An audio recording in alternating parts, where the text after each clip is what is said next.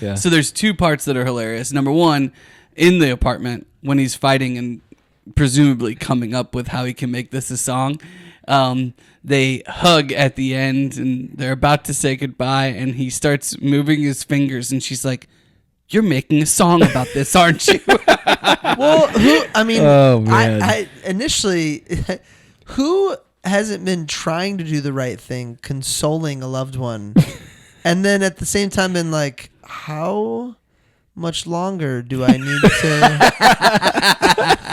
Right? Not just me. All right. Well, do we still need?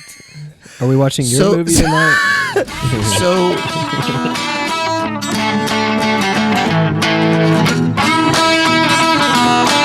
Welcome to The Cover, where three Hoosier friends judge books by their covers and movies by their trailers. That's right. I'm Brett, here with my fellow Indiana natives, Remington and Marcus, ready to dive into the stories that keep us up all night and occasionally put us to sleep. Whether you're a bookworm, movie buff, or just here for the witty banter, we've got you covered. Each week, we'll dissect a different book or movie, sharing fun facts, hot takes, and moments that make Marcus cry. Spoiler alert, we're not experts, but we're definitely opinionated. From literary masterpieces to blockbuster flops, nothing is safe from our snarky reviews and wild tangents. Who knew Hoosiers could be this entertaining? So grab your popcorn and reading glasses, because we're about to embark on a hilarious journey through the pages and screens that shape our lives. Or at least our weekends. You're listening to The Cover. Let's get the show on the road before one of our kids wakes up.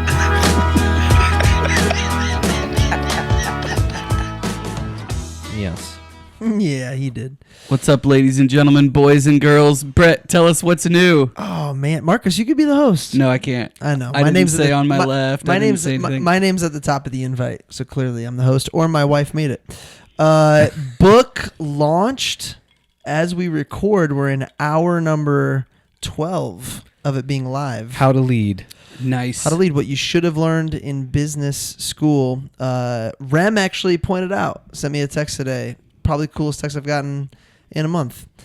We're trending number 1 in 3 categories on Amazon. Hey. Number 10 overall in all business books. All business and money books. Number 1 new release. He's on the number 1 to call it, I don't know, 300-400 books that are releasing this month. He's nice. Number 10. Pretty awesome. Reviews Am I the kicking in. first person not on the launch team to get access to the book?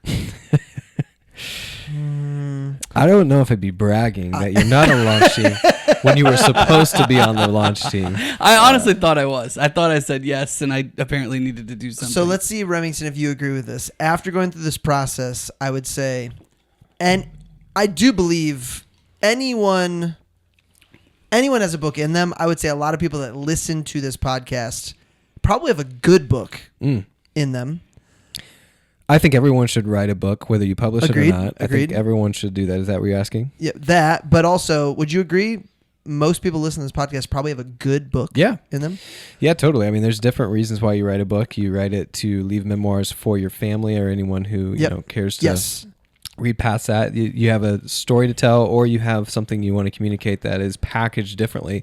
I think about the same message we're all trying to get across about what we're passionate about. Like for us, is faith. And there's certain people that I can reach that you would struggle to reach, that Marcus would struggle, and there's certain people Marcus would reach that I can't. And so it's like that with literally anything you're passionate about. And everything at this point in 2025 is 99% of what is written about is repackaged. I think this podcast is a perfect example of that. Yeah. Like, really, we're middle-aged white guys and we started a podcast. Okay. What do you call 3 middle-aged white guys in a room together? A podcast. My second question on it was, now that you've gone through the same process I went through of launching a book, would you agree it's pretty systematic? Like you can, if you just study, there's people that have done it. You can get a book to launch and freaking crush right away. And I think my book's pretty good. Even if your book sucks, you can get it to be pretty great. Yeah. I mean, so I had someone on my Real Producers podcast and the last week, and his quote was, "Relationships can take you places money can't." Yeah. And that's what a book launch is. Have you guys read Give and Take by Adam Grant? Mm-mm. I know Adam Grant, but I have not read the book. What else has he read? He's done a bunch of stuff with Malcolm Gladwell. He did. Okay. I know Malcolm Gladwell.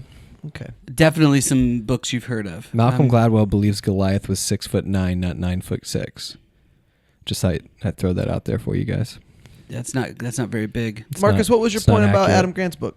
Anyway, he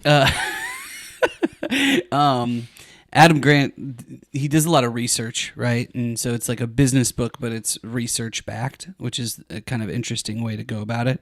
And he talks about how in business there are people who are givers, there are people who are takers, there are people who are matchers, right? And all through business, the most successful people and the least successful people are givers. Oh, wow. That's interesting. The next ring down are the takers, and then the matchers are the third of What's the difference, in short, what's the difference between a successful giver and a non-successful giver? A giver is somebody that looks for opportunities to make connections and help people with no expectation of return. And so it could really hurt you? Well, it can hurt you if you aren't assertive at all, right? If you're not going to then do something with it. Like if you need something, if you're not willing to ask for help, sure, then you're not going to, like, if you're just always helping. I know people like that, and they could be super, quote unquote successful. Mm-hmm. Yeah, you might not even be, but I'm just saying, like, you just kind of get run over all the time, right? Because you're just always in the background helping. Pastors are like that. They can be. Yeah, they can be. Naturally. And anyway, but then you've got, what happens with givers is that they've got this vast network of people that they've helped out, and then the reputations and things that they've built from just little conversations they've had. So they're able to go to somebody that they haven't talked to for 3 or 4 years and ask for something or ask for that connection or whatever, and that person's really happy to help them. That is the exact experience I'm having is if you've spent years building relationships, yeah. Oh my gosh, like invaluable. Yeah. Invaluable. His other 2 books that are very popular are Think Again and Hidden Potential. Yeah. But he's got a podcast episode with Malcolm where he basically lays out the book Marcus is talking about. Malcolm Gladwell talks about connectors and mavens. He probably has a lot of like overlaps in terms of those like terminology. Yeah. Well, and then the takers are not able to go to those people. Like they'll try, but if somebody hasn't been in your life for 2 years and all you did was take from them, they're not going to be interested in helping you or saying a good word about you or whatever, And I've just found that to be more and more true. So in terms of accelerant, I'm trying to recruit in people that are givers, right? Yep. That are high achieving givers. Well, I think you should look for in your organization. Yeah, I was going to say, I think you did a really good job of like picking the people that you're going to have help launch it. I mean, we're in the first 24 hours, but from everything I've seen, it seems like it's going exactly as planned. It's pretty exciting, man. Pretty exciting. Almost as exciting as what's happening a few weeks after you listen to this. May 5th. Cinco de Mayo at Books and Brews, celebrating Marcus, celebrating the podcast. Mm-hmm. First episode live 50. recording. Episode 50, so almost a year. Almost a year. Just not quite. If we were it's a little if premature. we were new parents, we would call it the 11-month episode. Yeah. So 11 months? Yeah, 11 and a half months. 11 and a half months. At Books and Brews, May 5th, 7 p.m. Look out for an Eventbrite sign up. We'll post it. It'll be all over. We are doing The Princess Bride. That's right. Princess Bride.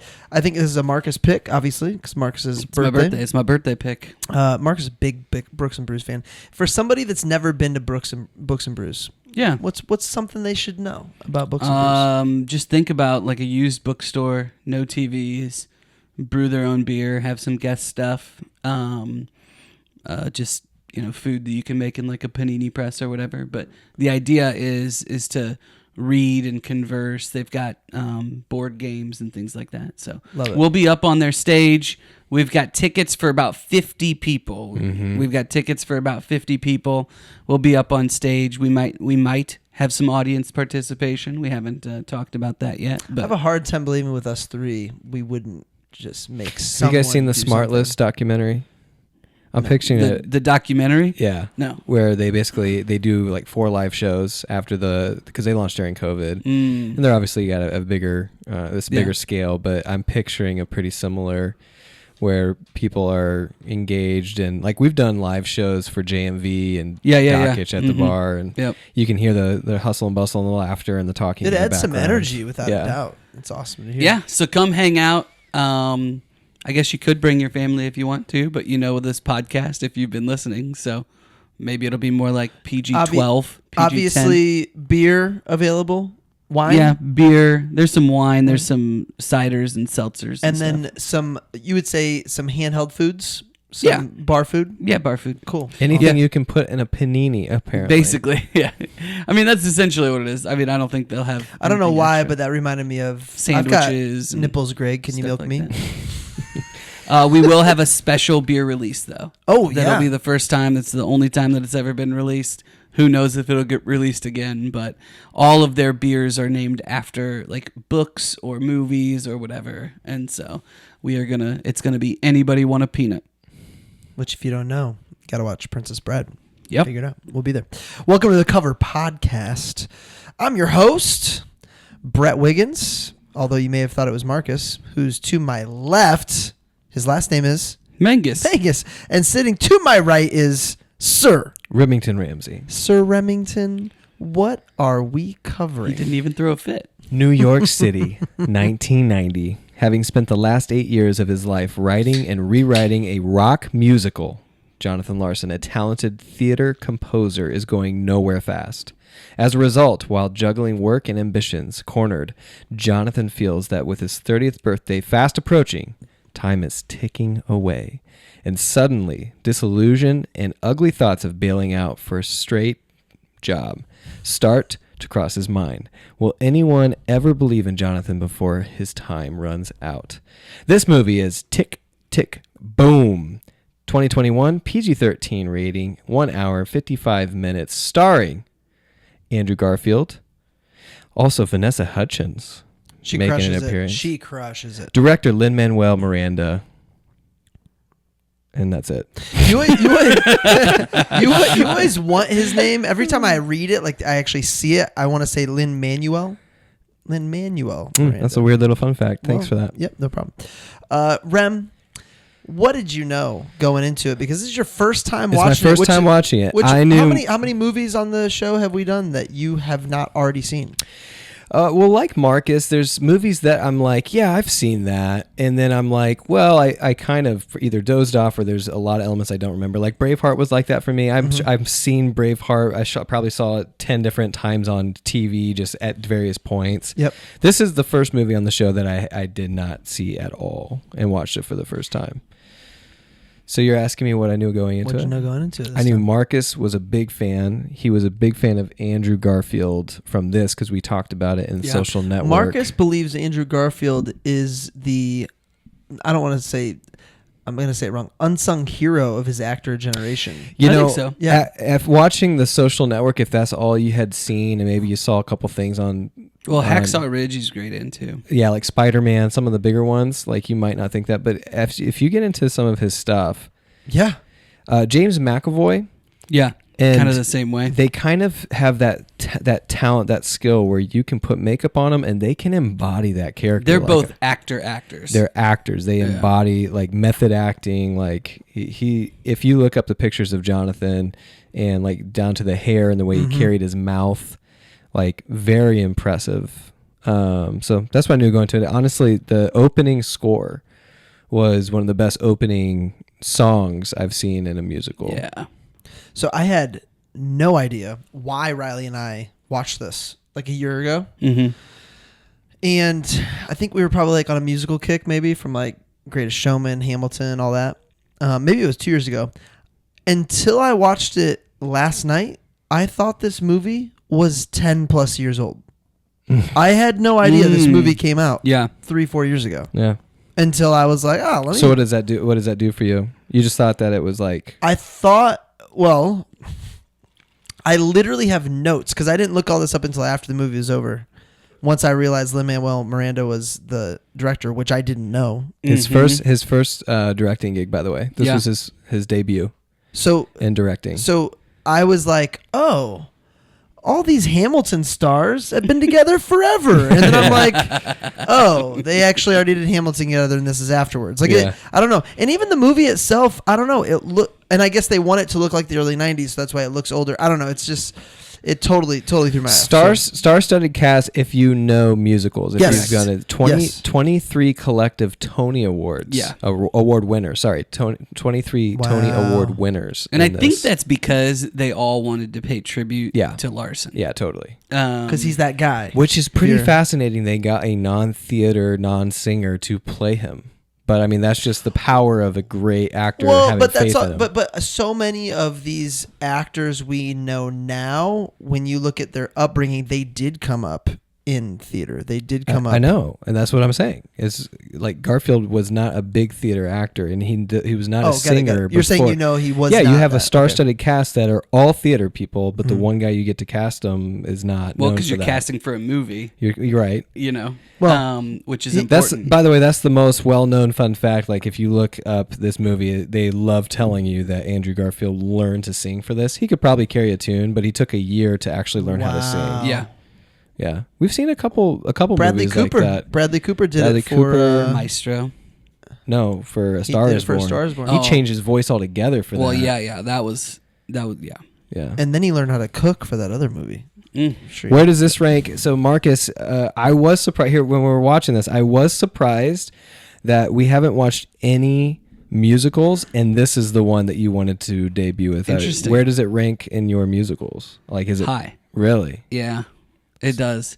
It's completely original, which I really appreciate. I love that it's autobiographical as well. He writes this because he's like frustrated and pissed off at the producers who won't do Suburbia, and he's convinced, like, no, this needs to be the next part, like this needs to be the next bit of musical theater. This is truly original, and you guys just don't see it. What you're describing is happening in this scene right now. Yeah, so this is some of the best acting. Like, I know. Like, this is what if you really want to know true acting, like we do this a lot. Like, watch the movie with no sound. Oh yeah, it's pretty incredible what he does. He's fantastic in this movie. And what did I know before? What did I know before going into it though? Because we'll get into a lot of that. What did I know going into it was nothing. I literally was just on Netflix one day. And you saw him upstairs, and I saw him, and I saw that it was a musical, and I was like, I've never heard of this before. Was this? Because this was 2021. Was this a COVID launch? Did this launch in theaters? I don't know. Or straight to Netflix? Straight to Netflix. It went straight to Netflix. But I click it, I watch it all the way through, and I'm like, please tell me you watched it again. I was watched it again? Blown away. And I went downstairs, and I got Jessica, and I go, you need to watch this, and we watched it again. Wow. Dude, and that was me with Whiplash. Movies that make me do that, and movies that have me thinking about it. I think there's a lot of depth to his lyrics, and a lot of his struggle is a lot of the same struggle that we've seen with the high achievers that we talk about. And I'm very interested in that from a human aspect. So for me, in terms of musicals, it's very high. I haven't really considered I don't feel great about giving it a specific ranking. ChatGPT gave me Remington's top 20 musicals, and it was right for all but one. Really? Yeah. What did you tell it? I asked it. I said, based on what you know about me, what do you think my top 20 musicals movies would be? Okay, what are they?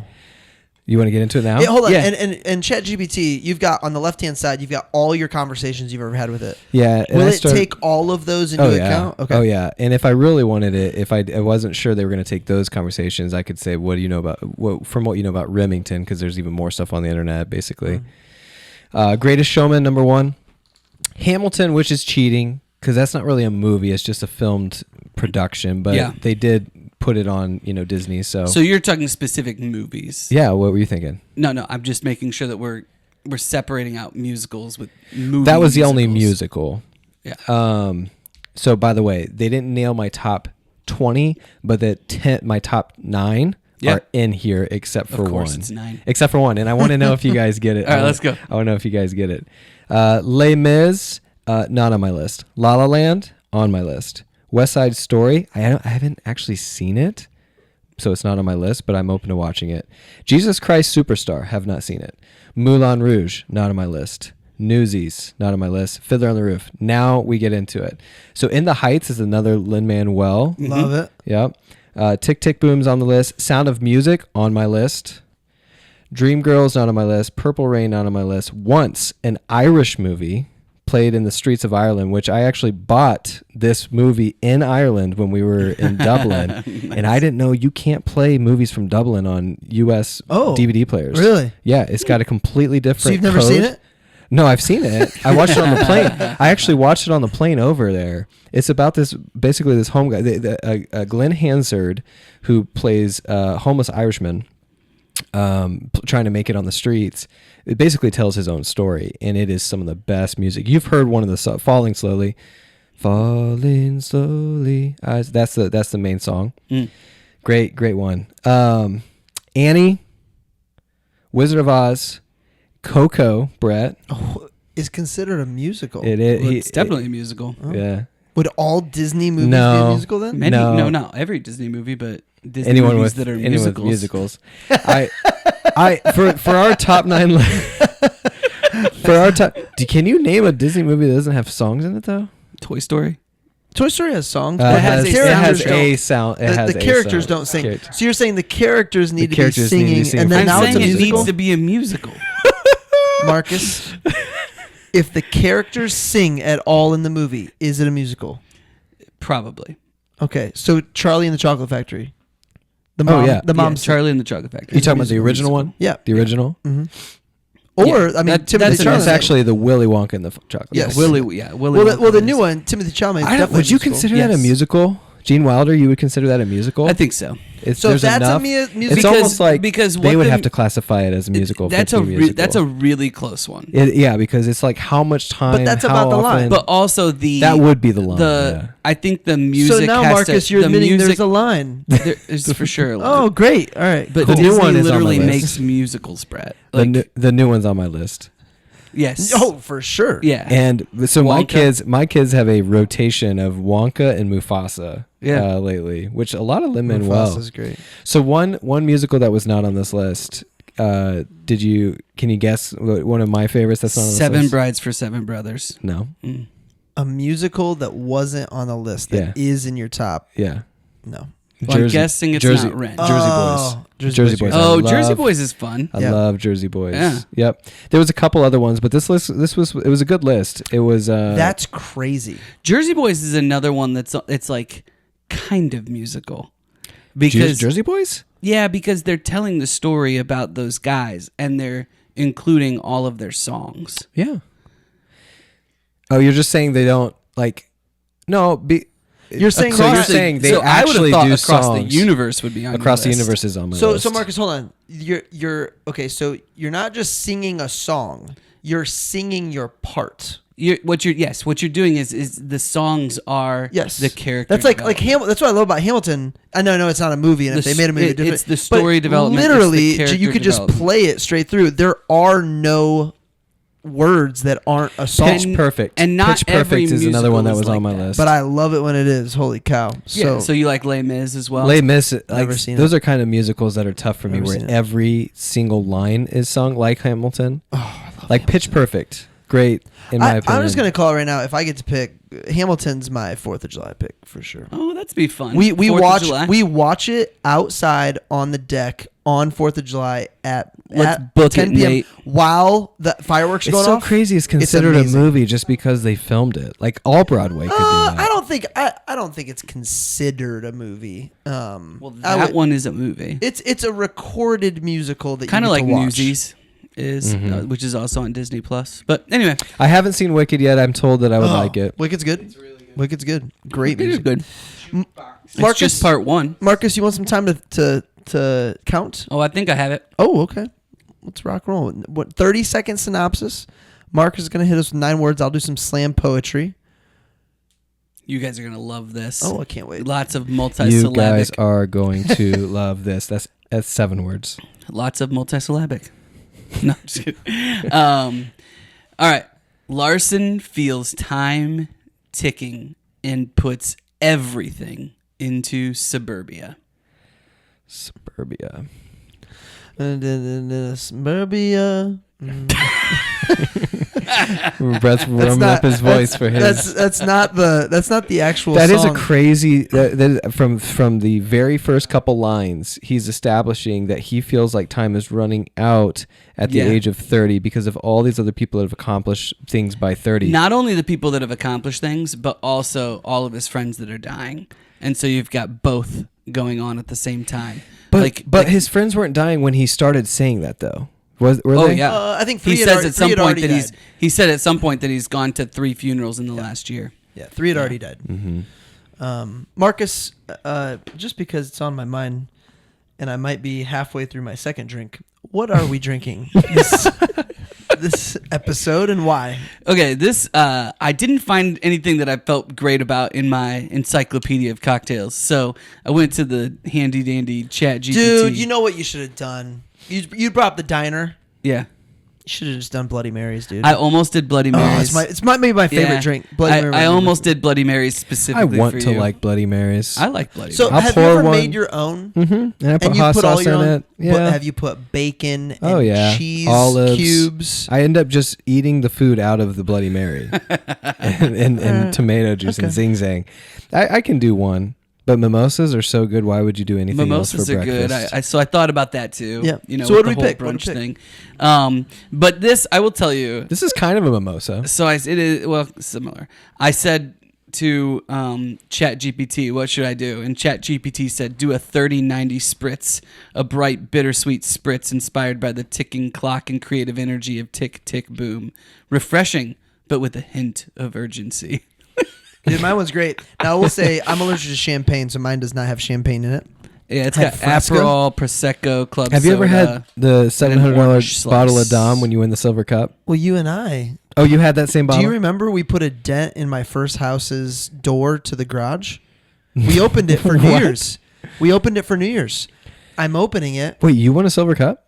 Well, I got it for Something else? $1 Million a Year or DVM promo or something. Nice.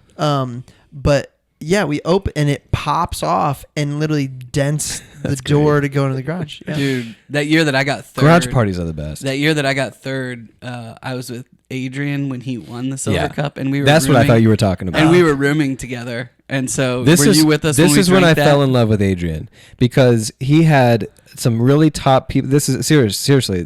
He had people who were at the top of their game in sales. So 1, 2, and 3 in the region or even the nation. And then he had new reps that started yesterday, and he passed around his silver cup and poured the bottle of Dom in the silver cup, and everyone took a drink. He was truly. He did not He care. wanted everyone to enjoy themselves. Yeah, you started yesterday. Come enjoy this. Yeah, I will never forget. We're in San Diego, and he's paying for everything from Marcus's fake bachelor party. Right after he had sold like 75K and in he's 2 like, weeks. and I'll never forget the quote. You guys thought I was saving all this money? I'm just selling this so I can keep up with my lifestyle. And then it was fantastic. We met the Four Horsemen. He's getting married. Oh, no way. Yeah. That's awesome. Oh man, I'm forever rooting for you, Adrian. If you ever the hear Four this. Horsemen. When I spilled the last one. Oh yeah, that and was not going to go over well. I was like, I guess I'm. These two, by the drinking way, this off the table. These two girls sitting at the bar. Those Well, are the wait. sisters, the Yeah. Schuyler sisters. Are they, Rem? Because I'm about to get into my slam poetry. Oh, sorry, Brett. Didn't want to steal your thunder. Just watching a movie over here. Brunch. Lin-Manuel Miranda. Just don't miss, y'all. Someone tell Moana too. Andrew Garfield. Diner runner by day, writer by night.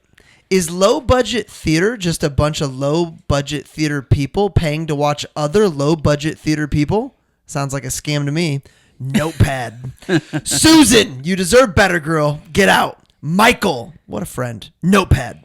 Is Bradley Whitford the best actor of his generation that isn't talked about enough as the best actor of his generation? Schuyler sisters.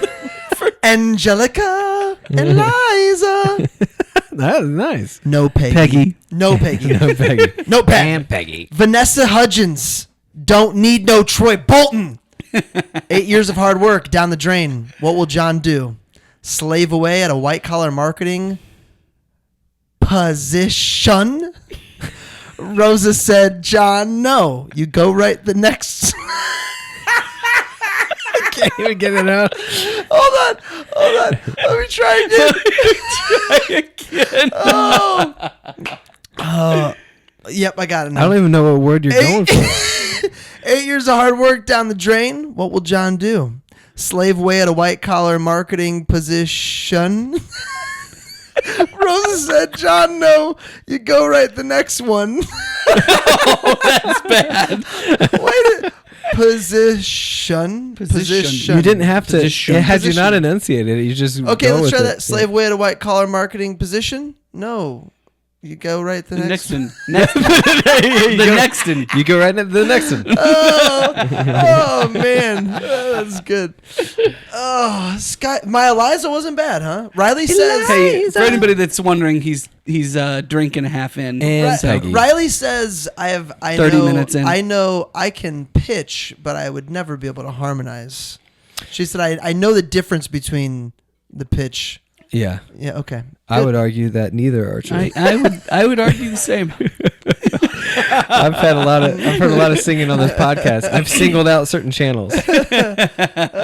What made us stop and think? So hold on, let me just make sure I'm on the same page Play here. that for everybody at the live episode. Just single out. So Tick Tick Boom, the musical that he ends up actually Yeah, the Getting big on. 3-person musical. is him trying to make Suburbia is what Tick Tick Boom is about. Yes, Yes. it is the story of It him. is the story of him trying to making Suburbia, which actually is specifically that last week. yes. Mm-hmm. He's feeling that he's 29. His birthday's coming up. He's got the workshop. Which what's cool is he kind of gets to put Suburbia out at the same time. I mean, a little bit. You get little snippets. Sure, but it's got to be kind of. I don't know how much of Suburbia is in the actual musical. Well, it's crazy. Versus this movie. And that's the thing. Like Lin-Manuel combed through his apartment and on the whoever Jonathan's mentor was in the business got permission. Who kind of oversees his affairs.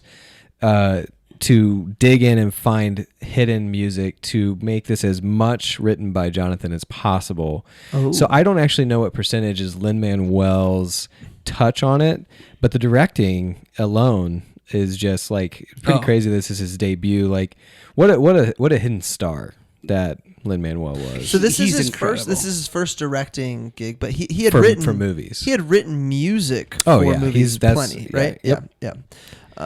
But Plus, he was in house for like a whole confirmed, season. by the way. So like Moana 2, the reason he wasn't writing for that was he was writing Mufasa, which we love. Right. Like, Mufasa's Amazing. great. But if you're I Moana saw it for 2, the first time this what weekend. are you Mufasa? Yeah. Yeah. So good. What are you rushing for? What are you? If you're Moana 2. If you're Moana 2, you're. I don't it's know, not 'cause like it you're wasn't rushing, capitalizing- 'cause it was a long time. You're not capitalizing on any momentum. There's no momentum. It was ridiculous. That's Maybe what I they was were gonna just say. working around the Rock's schedule. Yeah, it's I don't know. Yeah, Yeah, they're trying to get the real one out, which is really right. funny for The Rock. Like just an interesting kind of trajectory of a movie. The thing franchise. is, now that Moana 2 is that designated flop, or is that just us? Like kids still loved it. Oh still no, hit, still I don't think crushed it's a it. flop. It was a flop for our friend group because we were expecting like We were the expecting music Moana to be- one-time music. We were limiting. Yeah. No, yeah, it's probably not. It's commercially not a flop. And I Do was you talking think- to my Colby wanted to put on Moana 2 music, and I was like, "Can you just put on Moana 1 music? That'd be great." Yeah. And Do you think if she was arguing with me that this music is good, and I was like, "No, it's not." if The Rock was in It's not. So it's not terrible. Like it's not. It's just not if fantastic. The Rock was in a room with his buddies and somebody was like, "So, dude, be honest." How do you feel about it? You think he'd be like, it's fine? Like he'd genuinely be like, it's fine. Dwayne, think at we'd love some to have point- you on the podcast. So I think he's bigger than Moana now. Like I think he's had a career Now? now. I think so. You mean like he's too big for Moana? No, I'm saying I think the reason you take that gig is you don't picture anyone else playing Maui. So like regardless of if you think it's as awesome or not, like you can't let someone else play Maui, especially in the second one. But so we watched, so we did Jurassic Park last week, and I watched the second one, and then we tried to watch the third one, and it is brutal. Like you can tell. Like I told you. Spielberg didn't do the third. Spielberg didn't even do the second one. He was doing Star Wars. He didn't even do the second one. Yeah, he was doing Star Wars. Yeah. So he did the first one. I thought he was serious. Do you think that was the issue? Guys, like you can tell these are like the animatronics are off, the graphics are off, everything's off. Yeah. The second one was okay, but yeah. Do you think it has to do with studios trying to push momentum off of that first? The new release ones though with Crisp Rat are pretty good. Yeah, and I haven't watched this in a while. You know his name is Chris Pratt and not Crisp Rat, correct? Crisp Rat. Like my cocaine. Dude, you did put that in the title. Yeah, you did. Did you see that? You like my little Easter eggs? You did it again for one of the other ones that we... one of the other episodes? Yeah, I don't remember which one, but gosh, it's funny. Not that I want to give you too much credit. All right. Was there ever a B day so far? This is what made you think? What made you stop and think? Yeah. Was there ever a B day so far that you had that you just felt old? Not or you once. felt that like ticking clock? Not once for me. I have not. A birthday never triggered the ticking clock. I've definitely felt behind, but not because of a birthday. Not because of... Yeah, but a birthday's made you feel old before. No, birthdays never made me feel old. No, never a birthday, but I've definitely had higher goals for myself that were unnecessary that made me disappointed. That makes sense. Yeah. For me, it's not. I remember turning 28 for some reason, and I was like, none of my other birthdays made me feel old. And I don't know what it was, but 28. 27, you're still close to 25. 28, I was like, crap, I'm almost 30. Like, what am I doing? Yeah. So I do remember this feeling. Well, but 30 wasn't like that for me. For me, it's only 28 comparison. Was. It's if I let myself compare, that puts me in the worst place. I entered an industry where I was the youngest person, period, in the entire industry. And so that kind of became my identity and was kind of cool. So you find success. And then it became a point where like you're old enough where you should be successful now and it's not cool anymore. And that was a hard pill to swallow until I realized, oh, this isn't about me at all. And I've made this whole identity piece to it. And that was a harsh realization. Yeah.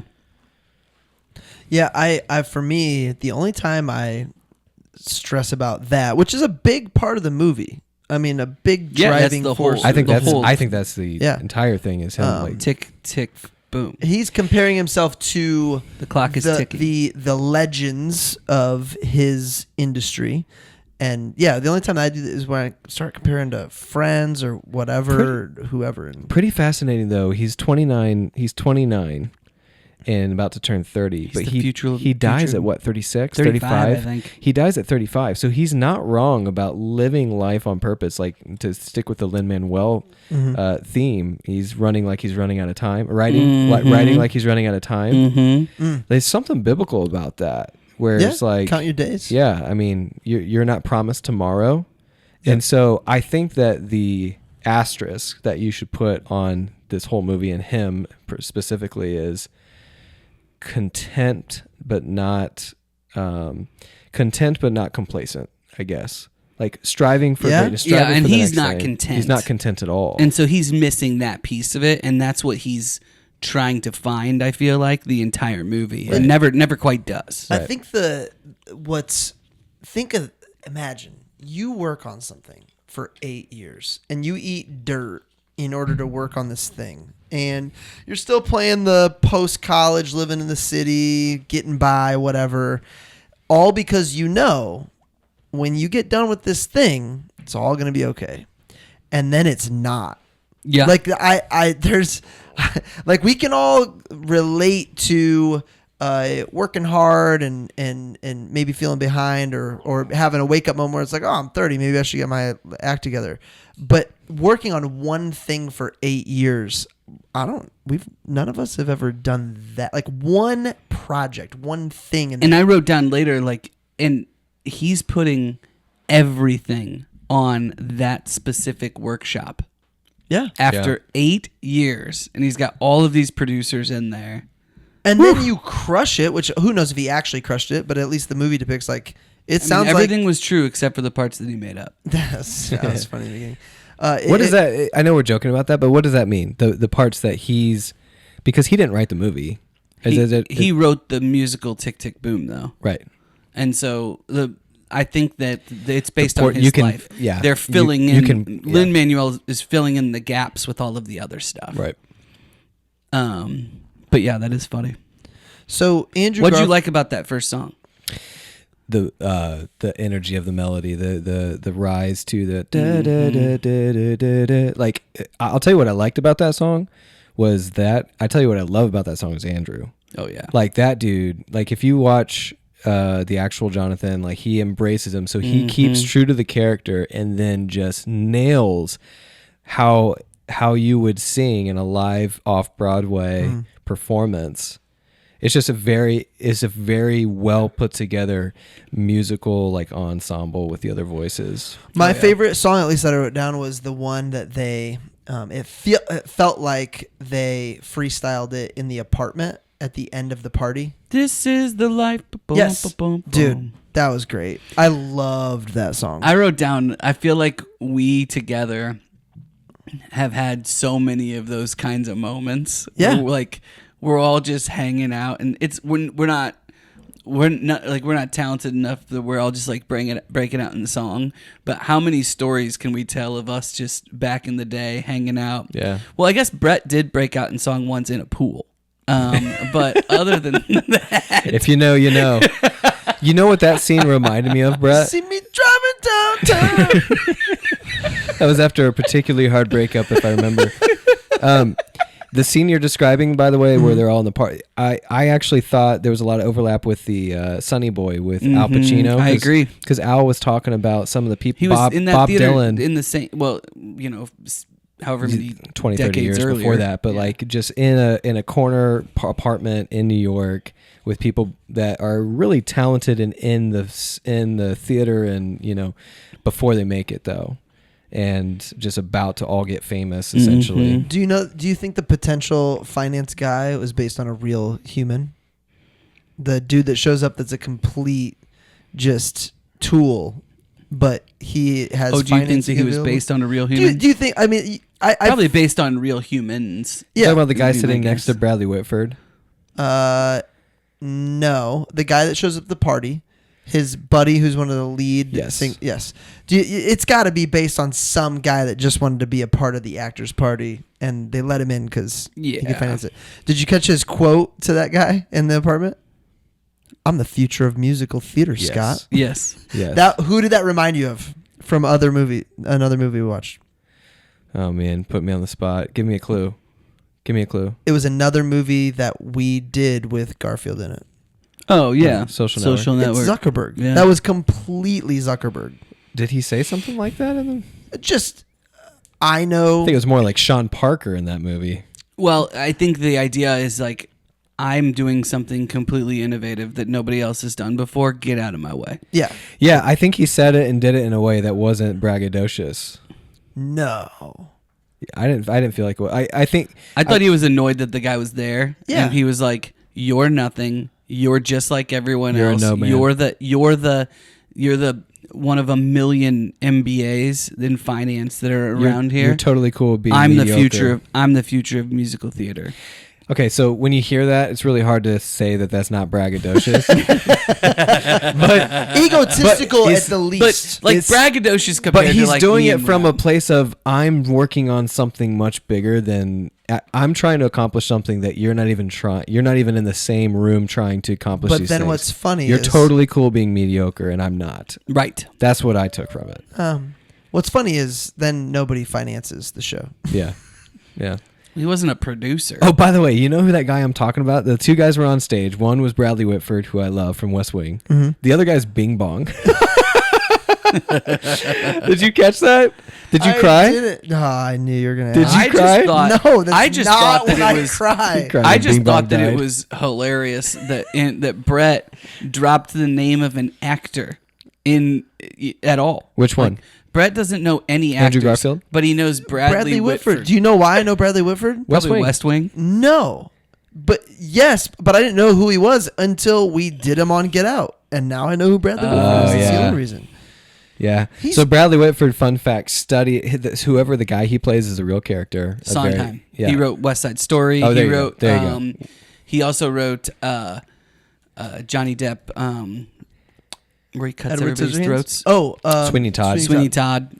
So I would say a very First time I ever watched that was at Remington's house, and Marcus was there. Yeah. And Reed was there as well. Anyway, and so was my mom. To this day, Mom does not like to watch movies with me because of that movie. She no longer trusts because of that movie? Yeah, she's expecting like a very horrific, which by the way, some people consider Jurassic Park a horror movie. It's and not. I don't know. It's not. It's not jump out scary, but I get don't it. know. I get it. I understand it. I don't know. Yeah. We had this discussion. I know. I'm just saying. I had this down. Living in the city is a whole different animal none of us will ever understand. Until we move to the I city. hope not. Living in the city, I would love after I'm done having kids to at least have a season. Which city? Like New York or like Indy? I mean, so I think what I'm talking about only exists. This type, you'd have to be New York, L.A., Chicago, Miami. Boston. Oh man, I don't even know. Miami just sounds terrible to me. I don't know, man. I think for a season it could be fun. Sure. Yeah, you're in a stage of life where you have 6 kids under 13. So yeah, I don't think that would be fun for you. No. But I mean, showers. Zero fun, sir. Showers in a kitchen, is that real? Is that a real thing? I don't know. Either that or they're exaggerating. But that was so funny when they're like, showers in the kitchen. Reminds me of the toilet kitchen from The League with Rafi. Speaking of Rafi, he sounds, Andrew Garfield looks and sounds like John Ralphio in this movie. A couple times I looked up, I'm like, is that John Ralphio? He looks and you know what I'm talking about? From Parks and Rec? I do not know Parks and Rec. No. Neither of you know what I'm talking about? All right. Nope. If you're listening to this podcast. Do you know his character's name? Email us at I think John thecoverpod Ralphio is his @gmail.com. character's name. Oh, actually. no way. Yeah. He's funny though. So take it back to Whitford for a second. That scene where he's Sondheim and everybody's bowing down to him at the Playwright Horizons, which is actually like a real... You were saying like the budget thing. Mm-hmm. What that is these playwrights, they're trying to find and bring up new playwrights. So they're not, they're just performing for each other. But when they've got Sondheim and then the other writer. Yeah. And he'll say one thing and then Sondheim disagrees. And then the other guy's saying like, the same thing. well, that's exactly what I'm saying. That he is was comical. So funny. By the way, that's Bing Bong. That's who I'm talking about. Yeah. Oh, really? That's the guy who plays Bing gosh. Bong and Brett cries in Inside Dude, Out. that was... That part cracks me up every single time.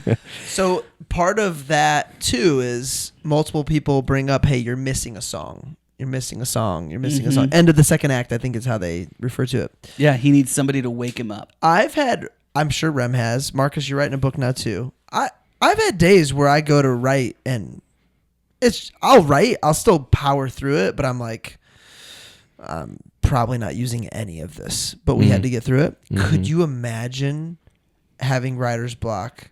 I end up After writing working on- other things. After working on something for 8 years and now you're on a 12-hour and you still can't get... That sounds dramatic. He's doing it wrong is his problem. He's sitting down at a computer and trying to write. And I've done this 100 times. And I realized that like if you're up against the wire, that's all your brain can handle, and it's not going to work. It's never going to work. So I listen to podcasts, go on walks, read, swim, he went swimming, something to get my mind off it. Like he swims. So and that's when you start thinking, and it just comes to you. He didn't just swim. He also cleaned the place. Mm-hmm. So once he knew, holy crap, I've got 60 people coming to this thing. Yeah. He didn't know until then, and that plus his power going out. I didn't take that into account. Yeah. Plus his power going out, and then her breaking up with him. Yep. He's just like, crap. And so he cleans the place up. He's like, all I can think to do is swim. And I really like swimming for this reason, is because I can't be entertained at all. And so all I can do is think. Mm-hmm. And what happens when he's just focused on the swimming? He's focused on the motion, and he's getting it all right. All of a sudden, he's looking down, and it just shows up. I thought that was super cool. Yeah, and that happens. Like, I've written more webinars, podcasts, like anything I need to write. I've written more when I'm working out, listening to podcasts, and taking notes because I'm focused on literally the words. But I'm kind of brain dead at the same time because I'm also focused on just lifting, like just meathead weights. I write a lot while I'm driving. That's not safe. No, Brett's eyes. I'm not writing. I'm not writing. No, what you're talking about. I know. I'm a habitual "Hey Siri, send a text to Brett Wiggins." Yeah, and I will have 14. No, not my Siri. You just cued everyone's Siris. Hey Siri. But yeah, I love anytime that you're doing something like that. Like you'll often hear people say something.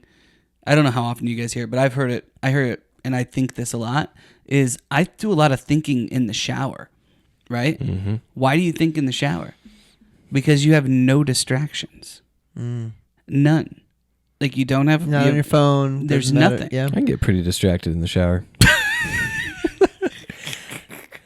Oh, just by myself? Okay, I got you. Didn't make it any better. Anyway, I just Marcus, where else? We were all thinking it. Same thing with swimming. We were all thinking it. It's getting a little too serious in here. Marcus, what else made you stop and think? I just put real friendships take like a long time. So you can develop a great friendship with somebody. You can go on a vacation and really bond with somebody over like 3 or 4 days, and you're spending a lot of time with them. And you might reach out to them at some point or ask for a favor or need something or whatever. But what we've got here, what they had there, is so much lived experience. It's like, if I have the chance to hang out with you guys or pretty much anybody else, like, I'm hanging out with you guys. Like, there's not, because we don't have to try. Mm-hmm. We show up exactly how we are. No prep, no, yeah. If there's something that any of us needs, we're going to tell each other the truth. We're going to lift each other up. And you see that with him and his close friends, is that they're all, like, they're giving him crap, like, what's on Sunday? What is that? It's the workshop. Yeah, we know it's the workshop, dude. We're all going to be there. Like it. And then them actually putting off their life so that he can get that done, even though it annoys all of them and they need to get stuff. I mean, I just think that there's something really beautiful there. Yeah, I think our friend group would drop pretty much anything if there's something important in one of our buddies' lives. Yeah. Oh, dude, I think like a live podcast, like a live podcast at for your Cinco 50th. de Mayo at Books and Brews. I think it's happened. Brews and dudes. No, there was a better summary of that. I feel like Booze and dudes. Books and Brews, where you come drink with your booze and your dudes. Dudes. Girls are allowed to. Girls are allowed to. Thank you, producer Nate. All right. This topic has come up. Oh, go ahead. This topic has come many times. People get put on pedestals who reach the top of the top of the top of their industry. And then it's like, okay, how'd they get there? They obsessed over it and they lost everything else in the process. Mm-hmm. Do you feel like this did a great job of actually not glorifying that and actually like flipping it? Because once he finds out his best buddy Michael has contracted HIV, I mean, he's like, hey, I'm here. Like, he kind of turns it around, and no wonder why his next. Well, he also has but it's not perfect because he loses his girlfriend or his fiance. Like, he's correct. Like, so he's had a couple wake up calls. That's why I'm saying, like, it kind of shows that's not necessarily the right way to get it done. I know what you're getting at. I mean, this gave me the same feeling as Pursuit of Happiness. The whole movie is the struggle, and then you get realized at the end, which for him, he doesn't even get that. No. Nope. So skipping to the end, a fun fact that's not so fun is this dude dies the day before Rent comes out. You can't write that. The day it's crazy. before of an aneurysm. Yeah. Random, right? Yeah. I mean, there's arguments as to why you would experience that. He might have gotten like a COVID shot or something. Jeez, oh, Peters. Dude, that song Therapy is so funny. Where they're both sitting there and they're going back and forth between the guy and the girl. It's him and Vanessa Hudgens, but then he's actually fighting. Yeah. So there's two parts that are hilarious. Number one, in the apartment when he's fighting and presumably coming up with how he can make this a song. They hug at the end and they're about to say goodbye and he starts moving his fingers and she's like, "You're making a song about this, aren't you?" well, oh, man. I initially, who hasn't been trying to do the right thing, consoling a loved one, and then at the same time been like, how much longer do I need to? Right? We've not just me. All right. Well, do we still need? Are we watching your movie tonight? So, is it cool if I go work out? So you're good now, right? So are you gonna take a bath or what's? What are you gonna do? What should we do? Do you want to do something? Oh, I'm tired too. I'm gonna go work out. I'm gonna let you be alone. It's been a long day. Why don't you? Do you need anything from downstairs? I'll be back in you know what? half hour. I gotta go poop. I gotta go. Oh, that's a good out. Yeah. Oh man, That's been an out ever since childhood, getting out of chores and stuff. Dude, so that scene has one of my favorite quotes. I know we're not jumping ahead to quotes, but I love this quote. She goes, "I've been telling you how unhappy I am for months." And he goes, "Everyone's unhappy in New York. That's what New York is." That's what New York is. That makes me so sad because he's right. Like, that's another reason I couldn't do that. Everybody's miserable. Oh, my gosh. That's like Bill Burr. Bill Burr jokes about that a lot. Makes people tough, though. I don't want to be tough. I want to be empathetic and enjoy my life and happy. You can be. I'd rather be happy than tough. You can be all three. But they're not. They're just tough. They're not happy. I would say. Think about The Big Short. Nobody in that movie was happy. Oh my gosh, they're so angry. Think about Glenn Ross. Yeah. I would say that they just don't let. Now, I'm not saying this is good, but they don't let the little fake things make them quote unquote happy. It's like the real things. It is funny how judgmental they are about everyone who doesn't live in New York. Like, they're living the best lives, but also they hate it. Yeah, we don't have any listeners from New York, right? No, just Germany. Yeah. Ludwig? Ludwig, yeah, I was just gonna say. Yeah. Is he in the city though? No, and I think he's. Nah, he's too good for that. I think he's Connecticut now. You guys talking about someone no one knows again. That's great. Not if he listens to the podcast. He knows. Oh my gosh, guys. I can't make this up. Our percentage of German listeners has spiked. We are now at 7%. We keep making fun of these people, is this and just they because love our it. listenership is going down? It's the Might same be. amount of people. It's possible, but we've picked up some Canadians, eh? Hey. Yeah. So I also, while I spoke at high schools a few weeks ago, shared my link tree and forgot to turn off my cover podcast. That was the only link. No, but it was like 4, and that was at the top. Nice. So Nice. So we've got some high school listeners. But also the German, Christian high school. Don't try this at home, Could be kids. worse. the German High school's fine for this podcast. listenership. What if it's like, hey, there's some dudes talking mad crap about us, and they're sharing it amongst group chats. Listen, I've made my decision. Schindler's List next week. Brett, just let us know. Let's really go for Brett, it. just let us know when you go to Germany next how you're perceived. No, dude. You know what's gonna happen? Wusthof is gonna directly. They're going to sponsor out. this episode. By the way, we have 0.5% Irish listeners. So thanks, buddy. Hey, thanks, buddy. I got one of those. Thanks. Got one of those. Anything else make us stop and think? Here's the swimming scene.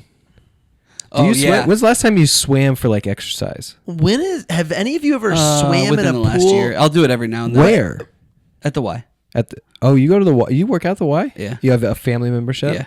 Okay, have you ever swam for exercise with other people in your lane? Yeah, because it gets really packed. I've got a funny story about this.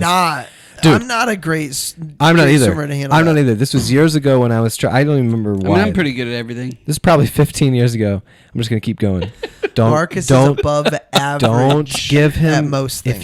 He's above average. You're giving him what he wants. You're giving him the attention. But if he's not above average, he just won't do it. That's true. So 15 years ago, I was trying to work out, and I was not good at swimming, but there was like, let's call it 5 lanes or whatever at LA Fitness. This one guy is like looking and he's waiting, and I'm like, dude, you don't have to wait. Just come in with me in this lane. And he goes, oh, cool, thanks, man. I swam into him like 3 times. And by the 3rd time, I can't remember. Oh, I was doing this is even worse. I'm doing backstroke, so I can't see anywhere I'm going. I'm going like from side to side. And I hit him like in the face. And he like tosses my arms out of the way. He's like, do you know how to swim straight? I'm like, honestly, no. So I got out, and I don't know that I've ever swam in a public pool again. That guy, I was trying to be so nice to this guy. He could have been like nicer about me doing that. Speaking of swimming, do you guys remember Scotty Brown? Yeah. Yeah. So you remember what Scotty Brown looked like when you knew him? Yeah. Do you realize he's completed 3 half Ironmans really? and 2 full Ironmans? So he's changed his wole composition? Oh my gosh. And do you realize the swimming portion? Oh, yeah, it's like mile. 2.4 miles. 2.4 miles. He's doing a full? 800 lengths of the pool. That's insane. But out in open water. That's insane. With waves. Dude, that's a short pool. This last CrossFit Games, one of the CrossFitters died in the first 10 minutes of the water. Yeah. That's very dangerous, especially with everyone swimming around. Anyway, Scotty Brown, Pittsburgh, one of the listeners. I don't know that. Is he Irish? He's got red hair. That's a very figured out the one Irish. What's Pittsburgh? No, Pittsburgh is what? What's Pat McAfee? That's in Pennsylvania, Brett. Well, that's one of the 50 states. I know, but I thought there might be some heritage there. They just say yins just for fun. Pittsburgh's got a lot of European, like Eastern European. Sure. Right? Okay. So like ski, like people with ski in their last name. Mm-hmm. Like Shalonsky. Pramani. Robin Scherbatsky. Pramani. Sure. Pramanis? Teddy Bruschi. All right, here's the last thing I wrote down that made me think. Sondheim's message at the end on his answering machine. Did it bug you he didn't pick it up? Well, it didn't sound like him. He didn't ring it. It didn't sound like him. You can pick it up during the answering machine. Yeah, in the 90s especially, you can. Anyway. Sorry. He came home. It was already. It was recording. It was already a recording. Yeah. No, it wasn't. He was on the floor picking up the cards, and the phone rang. I don't think we're talking about the same message. The very, very end. I'm talking about the message where he says that I think you got some good stuff here. Yeah, excited to see what you do for the future. So that was Whitford's character? Kind of yes, it did not sound like him on the voicemail. That was Whitford's character. Mm-hmm. Yeah. And, okay, whether or not... Is that part true, by the way? I don't know if it's true or not, but what is true is that, like, you can step out and do that for people, and it means the world to them. And people will do it for you, and it means, like, there have been times when people will quote something that I said to them, and I'm like, I legitimately don't remember saying it. Yeah. Mm-hmm. Like, I don't remember saying it. I just was trying to be helpful in the moment. Mm-hmm. But it meant a lot the world to them, yeah. And I have moments like that people have said to me that I'm sure that they don't remember, but were like turning points for me. You know, whether it was like a talk that I heard or whatever. And taking many the time of those to moments, do that. You can read them in my book, How to Lead, What You Should Have Learned at Business School, available on Amazon. Sponsored by Woo Stuff. Let's get into quotes. I got a quote that's not from this movie, but I wanted to put a exclamation point on what Marcus just said. Okay. And really the movie in general. So wrote a webinar for this morning talking about doing a lot of work and not getting the results. Proverbs 14:23. In all work there is profit, but mere talk tends only to poverty. And I talked about Slumdog Millionaire in this message, and if you would have stopped the movie halfway through or even before the last 10 minutes, you can make the argument that like, what was all that for? Because like he's going through life, and really the plot where he's basically all these life events has helped him get to answer all these questions that only his life would have been able to answer, and all of a sudden he wins $1 million, but really he wins the girl. If you stop the movie halfway through, if you stop this movie halfway through, it's like, what is all this for? But all these little things that add up to like the people that are influencing him in his life, and like the Bradley Whitford quotes, like you're in the middle. Like we always feel like we're right near the end. He even felt like he's right near the end, but in reality, he had 5 more years of writing, and he wrote 3 more really, monumental productions. Anyway, that.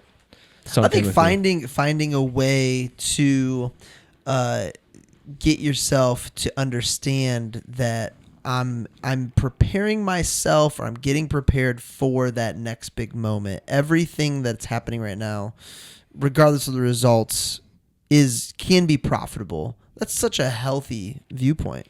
The older I get, the more easy it is to see that, because you've been through some trials and you've done some different things. And so another verse, like, take joy in the trials, right? Because they develop perseverance. You don't realize that until after you're through those trials. And so it's like going through stuff later makes it's not easier, but you can do it with a completely different perspective. But that's hard to do when you're young and you're putting everything out there. But on the line. I do think it's easier. It can be. I think you're. It doesn't. The trial itself isn't necessarily easier, but your mindset. I agree, but also I would say when you are in an unselfish place and you're like, it's God's timing, not mine. I think it is easier, and it's rare that any of us are consistently in that aspect. We want it now, but then it really is. I do think it's easier to handle things not going perfectly and being able to see a good perspective. What else you got, Marcus? You start writing the next one. Oh, that was what he needed to hear. And I was surprised she took the time to do it, because she was so short with him all the time. So like, all right, we're going to do this. I mean, how frustrating that they were all saying such good things and that they loved it, but they're like, but we can't do it on Broadway. People aren't going to get it. They're not going to pay to come to see this. What about off Broadway? Oh, well, it's too expensive for off Broadway. So you're just canned. He's like, what do I do? She says, you start writing the next one. Yep.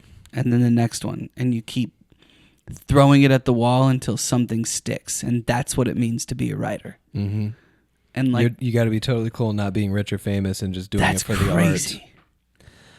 But we all kind of do that, like, I mean, we've all had so many swings and misses and everything else.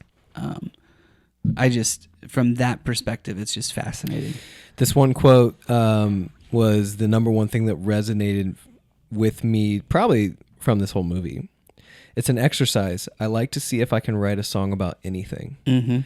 I literally do that with anything I experience, anything I see. My brain just automatically goes, can I write about this? And how can I relate it back to people?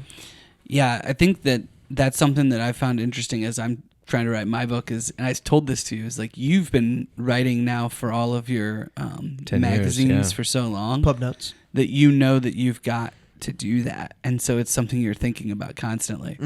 Whereas I've found myself when I'm in those blocks, I'm like, I'll just write something else entirely, but it gets me in the mode of just writing. But what's crazy is like you find if you just decide to write, even if you just journal, what you decide to write is like you start thinking about things differently, knowing that you might write about it later. Instead of going, oh, that was cool, you were like, oh, well, that was cool, and where can I take this? Right. And then you start thinking about it. Yeah, it's a lot like us doing this podcast. I watch movies differently. Yeah. You're more on purpose with almost everything. Mm-hmm. Marcus, was it you who told me this? I can't remember where I read this quote, but about kids reading fiction because it produces empathy.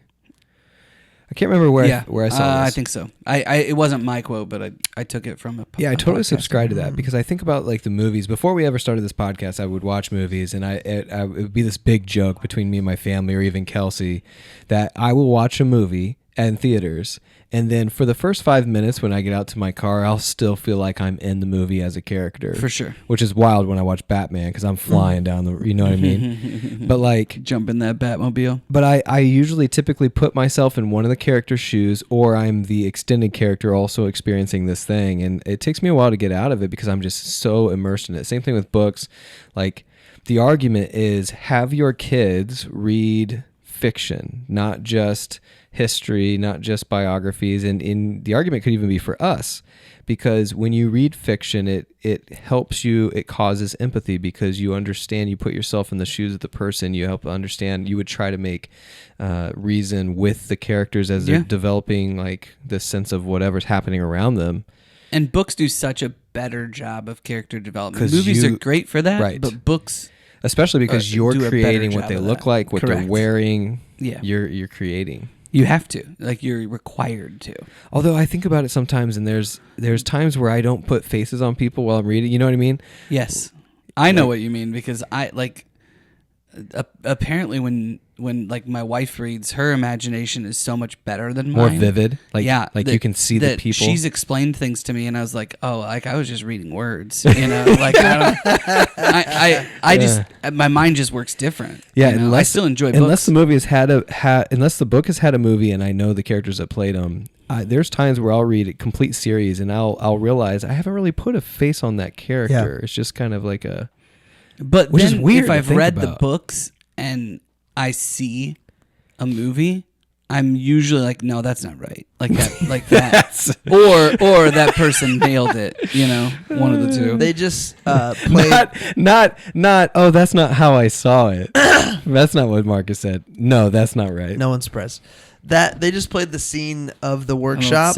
They do such an amazing job of selling us that it's gonna fail. Pop. No, that it's gonna be great. Oh yeah, they do such a great job of us. Like and then they're like, we're out. Yeah. Well, that's what he thought. Yeah. You know, he never had a doubt. Yeah, he's sitting on the kitchen table. He literally already quit his job. Probably my favorite quote was Michael shows up to the workshop and he's like, "Oh man, packed house." Do you remember what Jonathan says? Yeah, mostly friends. Mostly friends. And then Michael says, "Oh, what a nightmare." Mm-hmm. So good. That is a great line. So good. That is a great line. That reminds me of I follow Alex Hormozy a lot with business stuff, and he was talking about some back when social media which is still on the rise, like these videos will get thousands and hundreds of thousands of views, and sometimes you'll post something and it'll get like 300 views, and you'll be like, what the heck? He posted a picture of what a room of 300 people look like when you're speaking to them. Yeah. He's like, this is what 300 people looks like. I was like, I'm that's done. Awesome. I'm done worrying about it. Good yeah, for that's him, so man. good. That's great. At some point, you stop being a writer who waits tables and you become a waiter with a hobby. I was like, Michael said that, right? Oh, Did Michael say that? No, that's Jonathan. Is right it? at the beginning. Yeah. Oh, got it. Okay. Because he's putting everything on this one workshop, and they're talking to him about it, and he says, you know, at some point, you stop being a waiter or a writer who waits tables, and you become a waiter with a hobby, and that's like his worst nightmare. Well, yeah. You know, that's what got Michael to get the real job. Essentially, he just realized I can't hack it. I'm not good enough. Mm-hmm. I loved Susan at the end shows up to his 30th birthday party, and do you remember her gift? Yep. What'd she get him? What would you call that? Do you remember him? Songbook? What is? It was the book which he can write songs in. Because she asked him like, "Oh, what are you gonna do?" They look at it at the very beginning. Yeah. And he can't afford it. And he says, "I'm gonna write the next one." She goes, "I knew you were gonna say that." That's her gift. And then she says, "Got any ideas?" No, I think she says it's for the next one. It's for the next one. So she doesn't ask him. She tells him it's for the next one. Right, because it's after the scene where he's been told. Yeah, it's right. It's right after that. She does. No. She does ask him because I remember she asks him something about like, "Oh, what are you gonna do now?" And he responds with, "Well, I'm gonna try again," something like that. And it was cool that she had the gift, assuming that was going to happen. But she goes, got any ideas? He goes, just questions. She says, that seems like a really good place to start. Yeah. That's good. An old white lady with a tiny dog. Is this real life?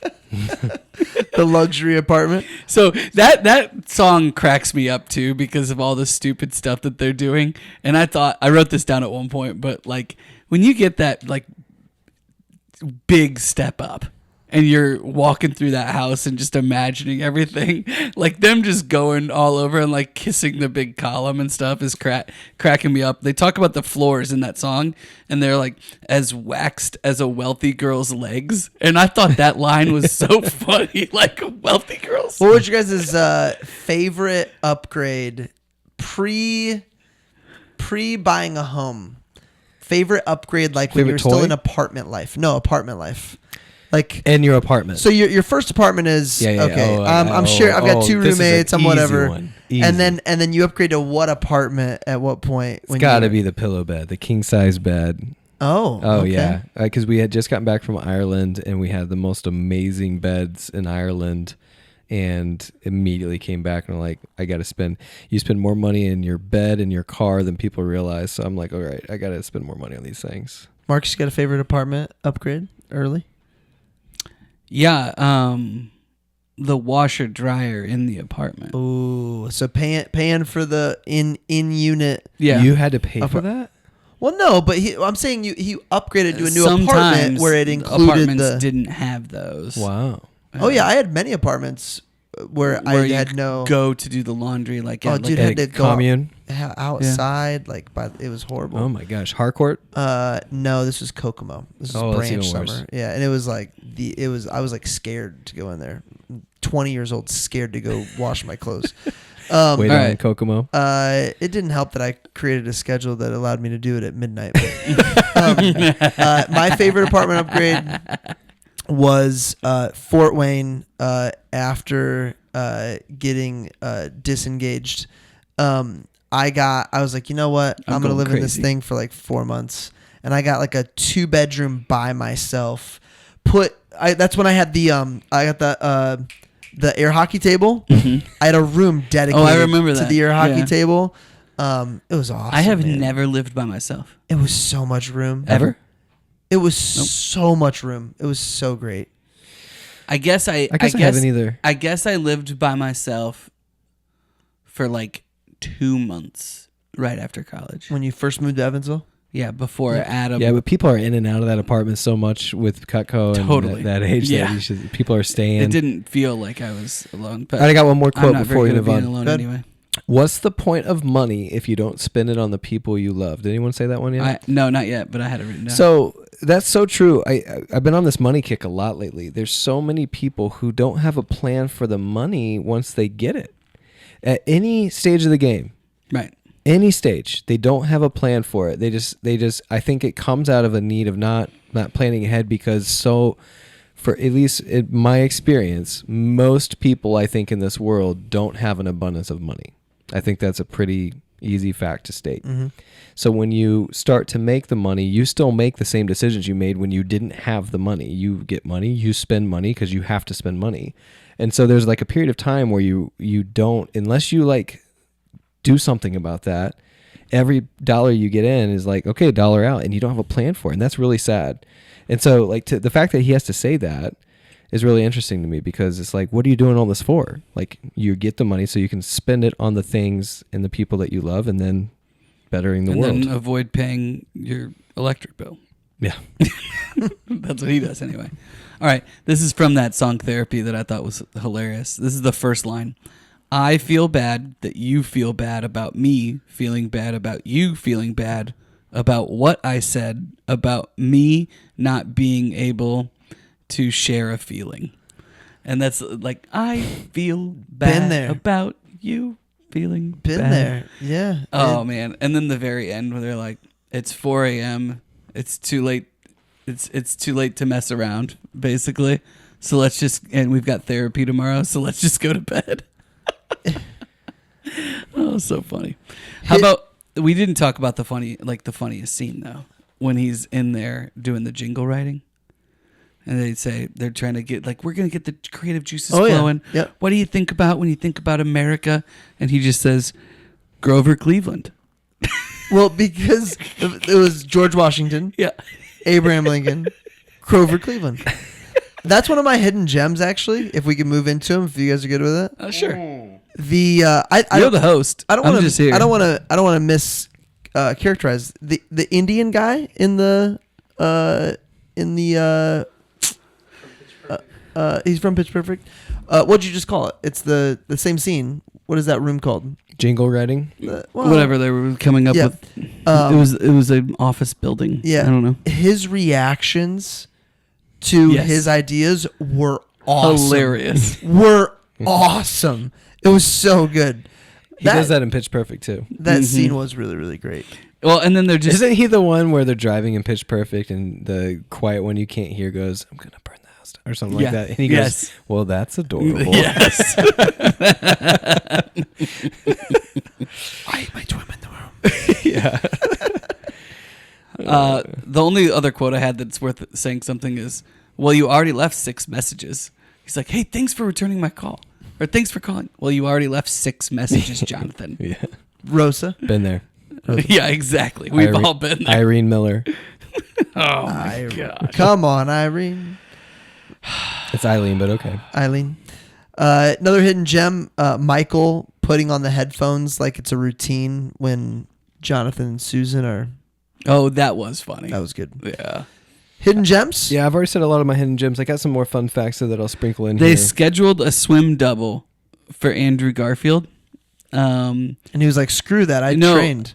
They scheduled a swim, but then they found out on set that he can actually swim, and he was doing better than the swim double was. That reminds me of It's a Wonderful Life, where she threw the rock through the window. Oh, yeah. They scheduled a... It's a Wonderful Life, my first 9.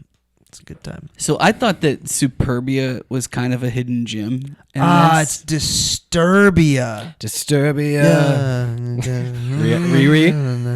Disturbia. That was one of Shia LaBeouf's breakout. Oh yeah, movies. that movie. Mm-hmm. I didn't even know it was a movie. Anyway, I thought that was I just know the song. I thought that was a really interesting musical. He actually started writing. I looked it up. He started writing it about. It was based on 1984, but he couldn't get the rights to do it. Yeah, he couldn't get the rights to do it. So he then created this musical, and it's set in the future, and it's talking about people being on their phones and everything being right here, and people recording themselves and all sorts of stuff. And it was prophetic, Yeah. Called it. you know, Yeah, and sure. it was pretty cool. Although, because it was filmed in 2021, you can make it very prophetic. I'm not sure how true. Well, but that's what his musical was about. I understand. I'm just saying, I don't know how much of that was Lin-Manuel, really souping up the lyrics to fit what's actually happening. I don't right think now. that. I don't You think the super. You brought up him not getting the rights to do 1984. Yeah. Matthew West never got back to me. Oh, Even so talked to his dad. Did you take it out or you leave it? Paraphrased it so I didn't have to copyright. You talked to Matthew West's dad Correct. to get the rights? Yeah, tried everything. And just to... What did his dad say? Yeah, he's in. His dad was like, dude, he tried I don't know. His team never got back out. So man. if we blow up... Could have been a part of it. Could have been, special. Do something. So Andrew Garfield revealed in interviews that playing quote unquote the doomed Jonathan Larson helped him cope with the death of his own mother from pancreatic cancer not too long before that. Wow. And then in another note, he did not sleep well. The role consumed him so much that he had difficulty sleeping, which reminded me of Heath Ledger. Yeah. Man, well, he was constant anxiety in the role, right? I don't know if it was that or just consumed by. He was nominated for an Oscar in this. Oh wow! So I don't know. You also you can tell when there's going to be a movie that's gonna be Oscar worthy. So you probably put a lot more sweat.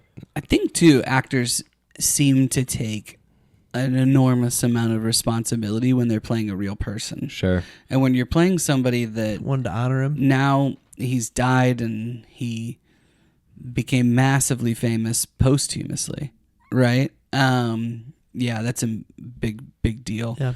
Also, because this is really supposed to be a tribute to Jonathan Larson, who meant a lot to a lot of these guys. Sure. Again, another reason why I thought it was really fascinating that they had so many Tony Award winners that know and love this guy, and they picked someone who's not in musicals. They probably put more pressure on Andrew to nail it for them since he's not part of the community. Yeah. And now he totally is. But the beginning and end I thought was interesting filming where they film it like a home movie. It makes me wonder, and I haven't looked it up yet, it makes me wonder if they recreated actual home movies of... Well, at the very end, they're showing video recordings of Jonathan Larson doing this play. Yeah, I wondered if that, because I was watching on a smaller TV, I couldn't really tell. During the credits. Yeah. I said with no Jonathan Larson, we probably don't have Lin-Manuel Miranda. And I looked it up a little bit, but Lin-Manuel Miranda was like 10 or so when 10 or 12 or 15 or something when Rent came out, and he said that musical, because it was so different, he was like, whoa, probably made people are writing musicals about what's like happening in New York City right now today, and oh, by the way, it's rock and roll. Like, this is fascinating, breaking the rules to me that I can do that. I didn't know I couldn't do that. Then there's a revival of Tick, Tick, Boom, and he played Jonathan Larson in Tick, Tick, Boom. No way. That's cool. And kind of, fell in love with that. Like, as he's writing stuff like Hamilton and, all of these other things. And so I'm not sure, Hamilton. Like, who knows? I love Hamilton. Who knows so good. how you much. You learned so much. Yeah, I did. I like Hamilton a lot, and I like it for a lot of the same reasons. It's just so innovative. Yeah.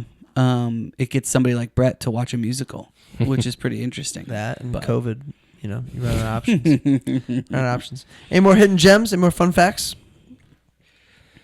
Here's a fun fact. The Moon Dance Diner that Jonathan Larson worked in is the same diner that Mary Jane Watson worked in the 2002 Spider-Man film. Garfield played Spider-Man in the 2012 reboot, so a nice little paying homage to... Interesting. Yeah. It's so sad that the only reason I knew who Andrew Garfield was because he was the Spider-Man that wasn't fully... accepted by he's fans. Definitely the Spider-Man I talked like about Spider-Man least, movies. and I think he's really clever in that one. I think he plays he doesn't really get well. much credit, right? Tobey Maguire's kind of trash, but he's like the most famous because he was the first. And yeah, I'm starting to really not like Tobey Maguire movies. Well, mostly because I really know. Did he do Seabiscuit? I think Tobey so. Maguire? Yeah. Mm-hmm. But he was in the Great Gatsby. I think that's the kind of Isn't role. he in Lord of the Rings? Yeah. Star Wars. I had a friend call a girl in middle school Seabiscuit. He's not Frodo? And I'll never forget That's it. a Daniel Tosh joke. Is it? Who are you looking at? Seabiscuit? We ready to rate? Sure. Rating time. I'll go first. I'm going straight 8. Straight 8. What you got, Rim? 6.1. It was not one of my favorites. There's a lot of musicals I would put ahead of it. I liked a couple of the scores, and I liked Andrew Garfield. But yeah, just as a whole, like, just not my typical kind of movie. Yeah, it's fine. It's a 9 for me. For all the reasons that I said before, it just hits on everything. It's a movie that I watch more than once a year, and I listen to the soundtrack every now and then when I'm driving or whatever. Yours was wild. 2021. That was 4 years ago. Yeah. It's already 4 years old. Yeah. I just think for me, it hits on so much. It's so original. And there's not many movies I watch back to back. I liked it a lot when we watched it a year or so ago. I really liked it when I watched it this time. Yeah. Really paying attention. You probably actually pick up on a lot more the more you watch it. Yeah. Or listen to it. If you're me, you pick up twice as much. Because so much of the meaning is in the lyrics of the music, and the music moves really quick. Mm-hmm. And so listening to that, I think, makes a difference too. Well, what's next, boys? We got Easter week next week when it gets released. Passion of the Christ. I'm going to highly recommend you watch that one before it comes out if you haven't watched it before. But, prepare yourself. It's I don't want to say realistic because I think it's okay if you give spoilers. Hey, Friday's here, but Sunday's a coming. Yeah. Ocean's 11. Oh yeah, I forgot about that. I'm very excited for that for Rem. That's a Rem movie.